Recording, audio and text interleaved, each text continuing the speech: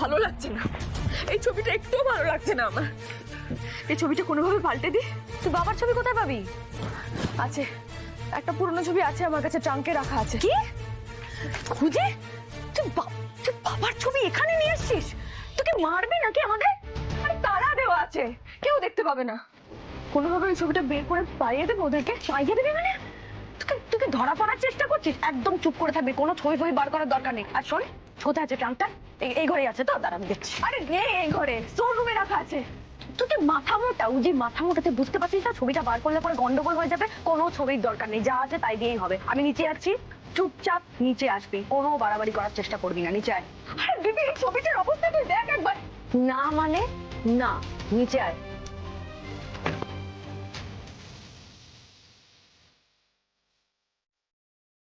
Sorry, sorry বাবা। তুমি আমাদের বাবা, তুমি বাবা হওয়া সত্ত্বেও কাউকে বলতে পারছি না কথাটা, কিন্তু আমি বলতে চাই। আমি সবাইকে বলতে চাই, পরিষ্কার করে সবাইকে বলে দিতে চাই, তুমি আমাদের বাবা। দিদি বেঁধে রেখে দিয়েছে বাবা, কোনো উপায় নেই। তুমি আমাকে বলো তো, ঋষিকে যতই অপরাধী বলি না কেন,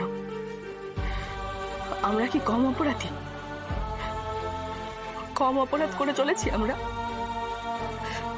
একটা মানুষ দোষী নয় সেটা জানার পরও দিনের পর দিন যেভাবে ঠকিয়ে যাচ্ছি,